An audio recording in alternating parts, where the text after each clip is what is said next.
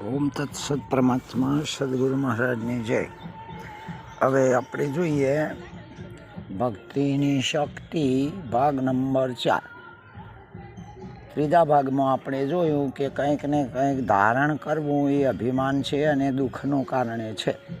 આગળ જોઈએ ભાગ નંબર 4, એટલે કે આ ધારણ કરેલું મિથ્યા આવરણ બાદ થતો જ જીવ પોતે બ્રહ્મ સ્વરૂપ બની જાય છે. કેમ કે છે જ, જો કે તે પ્રથમથી તો જીવ હતું જ નહીં, પરંતુ જેમ કરોડિયો પોતાના જ મુખથી ઝાડ તૈયાર કરી પોતે જ તેમાં સપડાય છે, એમ તે અનાદિ આત્મા હોવા છતાં પણ વિવિધ આનંદ તથા રસ લેવાની ઈચ્છાથી પોતાના અંતર્ગતમાંથી જ એક પ્રકારની અવિદ્યા ઉત્પન્ન કરી પછી હું શરીર છું અને બીજો બધો મારો જ છે, આવું મિથ્યા અહમ મમત્વમ બોધીને જીવ થઈ ગયો છે.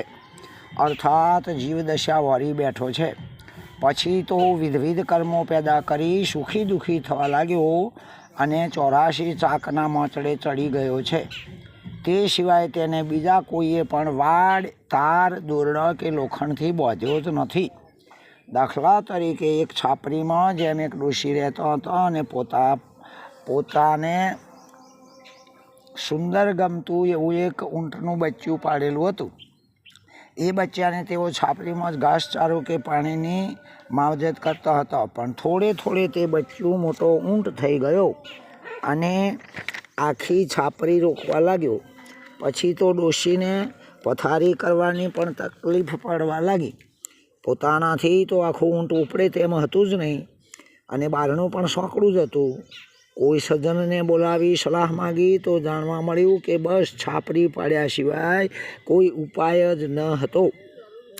સિદ્ધાંત તરીકે એમ છે કે આ જીવને એમ હતું કે કદાચ સુખી થઈશ, પણ પોતાની જ દેહાત્મ બુદ્ધિ કરીને પછી દેહ માની લીધો છે અને જાણે કે જન્મ્યો છે, અમુક વર્ણનો છે, અમુક જાતિનો છે, અમુકનો સંબંધી છે, અમુક ડૉક્ટર, વકીલ કે કોઈને કોઈ વ્યંજનવાળો છે, આવું મિથ્યા જ્ઞાન પેદા કરી લીધું છે. હવે જ્યારે ત્યારે પોતાનું જ અજ્ઞાન પોતાને છૂટવા દેતું નથી, ત્યારે પૂર્વના પુણ્યે કોઈ સંત સતગુરુનો ભેટો થાય છે, ત્યારે સતગુરુ તેને દેહાશક્તિ જ છોડાવી દે છે. એટલે કે એ જ પડે તે મુક્ત થઈ જાય છે. બાકી કોઈ પણ કર્મ આદરવા પડતો નથી તથા કોઈ પણ કર્મ કરવાનો પણ બાકી રહેતો નથી અને પોતે એક નિર્ગુણ બ્રહ્મના સ્વરૂપમાં અવશેષ રહે છે. ત્યારે સદગુરુ તરત જ લક્ષ્ય સંજ્ઞા કરે છે કે બસ તું તે જ છે. સદગુરુજી જણાવે છે કે જેમ પાણીથી જ લહેરી તરંગ બુદબુદા કે ફીણ ઉત્પન્ન થાય છે, પરંતુ તે સર્વ સમાઈ જતાં જે પાણી જ સાચું છે, એમ સર્વ હું મારુંના દ્વૈત વિકાર તારામાંથી જ ઉત્પન્ન થયેલા છે અને તે તારામાં જ સમાય છે. આમ સર્વ પ્રપંચનો અંત આવતાં જે સત્ય સ્વરૂપ અવશેષ વધે છે, બસ તે તું જ છે. જેમ ઉપાધિ વગરનું પાણી પોતે જ ઉપાધિના સંગમાં ઉપાધિના રૂપ જેવું લાગે છે, પરંતુ સર્વ ઉપાધિનો સંગ છૂટતાં જે પાણી છે તે અને ઉપાધિવાળું જ છે, એમ વૃત્તિજન્ય ઉપાધિ વગરનું છે. એમ વૃત્તિજન્ય ઉપાધિના સંબંધે દેહ, દુનિયા તથા વિષય ભાષા છે, પરંતુ તે સર્વ વૃત્તિજન્ય ઉપાધિ બાદ થતાં જે અવશેષ તત્વ રહે છે, બસ તે તું જ છે. જેમ બીજ પોતે જ વૃક્ષ થાય છે, પોતે જ ડાળો, પોદળો તથા ફળના રૂપમાં વિકસે છે, એમ જે દેહ તથા દુનિયાના રૂપમાં ભાસી રહ્યું છે તે વાસ્તવિકતામાં બીજું કોઈ જ નથી, પરંતુ બીજની જેમ જે બહુરૂપ થનાર મૂળ નિર્ગુણ તત્વ છે, બસ તે તું જ છે. જે સતચિત અને આનંદ સ્વરૂપ અનાદિ મુક્ત શુદ્ધ અને બુદ્ધ સ્વરૂપ સર્વ ઇન્દ્રિયોથી પર અને કોઈથી પણ જાણી ન શકાય એવું અનુભવવા યોગ્ય જે તત્વ છે, બસ તે તું જ છે. જેમ જેમ ઊંચે ઉડેલા તણખલામાં કોઈ સમયે વિમાન, કોઈ સમયે પતંગ તો કોઈ સમયે પંખી જેવું જણાય છે, એ સર્વ કલ્પનાઓનું મૂળ કારણ અજાણ્યું તણખલું જ છે. એમ જાગ્રત સ્વપ્ન કે તુરિયા જેવું જેમાં કલ્પિત જણાય છે, છતાં પણ તે ત્રણેયમાં જે સૂક્ષ્મ અને સાચું પોતાનું જ સ્વરૂપ છે. આમ ત્રણ દેહ કે ત્રણ અવસ્થાઓ નથી, છતાં પણ જેના વડે તે ભાષે છે એ જ મૂળ તત્વ સ્વરૂપ બસ તે તું જ છે. દરેક વ્યક્તિમાં જે અન્વય છે અને જેમ માળામાં સૂત્ર છે, છતાં પણ મણકાઓથી જે ભિન્ન છે એ જ પરમ તત્વ બસ તે તું જ છે.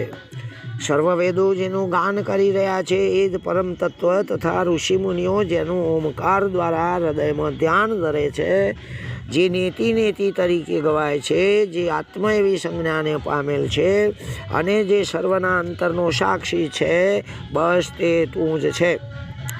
જેને હવે કોઈ પણ ઈચ્છા કે આસક્તિ તથા વાસના પણ નથી. જેમ બસમાં બેસનાર માણસની નજર કે શબ્દના ટવકાને અગ્નિ, પાણી, વાયુ કે હથિયાર અગર તો સાધનો કોઈ પણ કરી શકતો નથી, એ જ રીતે જે સર્વકાળે સર્વ સાધને તથા સર્વ પરિસ્થિતિમાં પણ મુક્ત પરમાનંદ તત્વ છે, બસ તે તું જ છે. જેમ 7 રંગો હોવા છતાં પણ પાણી શુદ્ધ જ છે. મુશળધાર વરસાદ પડી ગયા પછી પણ જે આકાશ ભીંજાયેલું જ નથી. જેમ શ્રીફળમાંનો ગોળો શ્રીફળની કાચલીથી જુદો જ છે, એમ જે વિવિધ વિષયો હોવા છતાં પણ વિષયોના રૂપમાં નથી. સર્વ આસક્તિઓ છૂટ્યા પછી પણ જેનામાં આ આસક્તિની યાદ નથી અને કદાચ દેહ હોવા છતાં પણ દેહથી ભિન્ન છે, બસ એ જ પરમ તત્વ બ્રહ્મ સાક્ષી જેવું સ્વરૂપ છે, બસ તે તું જ છે. જેમ ઉદ્દીપકની હાજરીથી જ અગ્નિ બળે છે, છતાં પોતે ઉદ્દીપક બળી જતો નથી, એમ જેની સત્તા સિવાય કશું જ બનતું નથી, તેમ છતાં જે ક્રિયા કર્મ કે કરતા એ થઈ જતો જ નથી, આવું ગૂઢ અને અભેદ તત્વ બસ તે તું જ છે. સદગુરુજી જણાવે છે કે હાથ તે તું નથી અને તું પોતે હાથ નથી. આ અંગ અવયવો સહિત દેહ તે તું નથી અને તું અંગ અવયવો વાળો દેહ નથી. આ અંતઃકરણ તે તું નથી અને તું પોતે અંતઃકરણ નથી. આ પ્રાણ કે ઉપરાણ તથા પંચ તત્વ તે તું નથી કે તું આમાંનું કોઈ પણ નથી. આ સમગ્ર બ્રહ્માંડ કે દેવતાઓ તથા પદાર્થો અને વિષયો તું નથી અથવા તું તે નથી. આ કર્મ ધર્મ તે તું નથી, તું તે નથી. આમ તું કોઈ પણ નથી અથવા તો કોઈ પણ તું નથી, અર્થાત તે કોઈ પણ તારો નથી અને તું એમનો કોઈનો પણ. જેમ પદાર્થમાં રહીને ઓળખાતો પદાર્થ પદના રૂપમાં છે પણ પદાર્થના રૂપમાં નથી, એમ હજારો દ્રશ્યોમાં બોલાતું નામ તે દ્રશ્યોના રૂપમાં નથી. આમ જે સર્વમાં હોવા છતાં પણ સર્વથી અલગ છે તે આત્મા તે તું જ છે.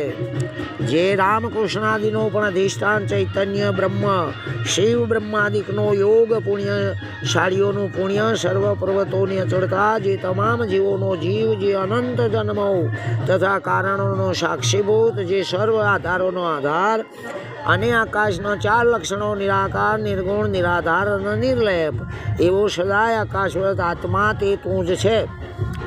જેના વિના બ્રહ્મ પણ લૂલો જ છે અને જે બ્રહ્મનો આધારભૂત છે, જે 5 તત્વોનું મૂળ કારણ છે, જે સર્વ શબ્દોની લક્ષણારૂપ છે, તમામ પ્રકારની માયાનું જે મૂળ છે, નામરૂપ ગુણ તથા જીવ ઈશ્વર માયાથી પર અને સર્વનો અભેદ, વળી જે અખંડ અમર અવિનાશી અદ્વૈત અચ્છેદ અકર્તા એક અનામ અરૂપ એવો જે આત્મા તે તું જ છે.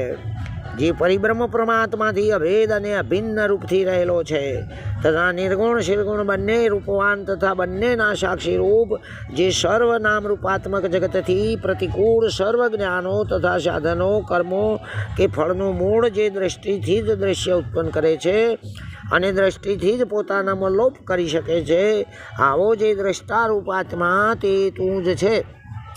જે સર્વ તેજોનો તેજોમય ભંડાર, સર્વ આનંદોનો નિજાનંદ રૂપ, સર્વ વિષયોનો મૂળ વિષય, સર્વ નાદોનો બ્રહ્મનાદ, સર્વ ધામોનું સ્વધામ, લય ચિત્વનનું મૂળ સ્થાન, સર્વ બુદ્ધિઓનું બોધવ્ય તત્વ, સર્વ યોગીઓનો મૂળ યોગાનંદ, સર્વ ગુરુઓનો મહાગુરુ, જે અવતાર ધારણ કરી અને એવો જે જ્ઞાતા સ્વરૂપ આત્મા તે તું જ છે, જે કદાપી પણ ચલિત થતો જ નથી, જેને કોઈનો પણ ભય જ નથી, પરંતુ જેના ભય વડે પવન, પાણી, સૂર્ય, ચંદ્ર, તારાગણ, નક્ષત્ર, મૃત્યુ, યમરાજ અરે સર્વ કોઈ પણ દોડધામ કરી રહ્યો છે.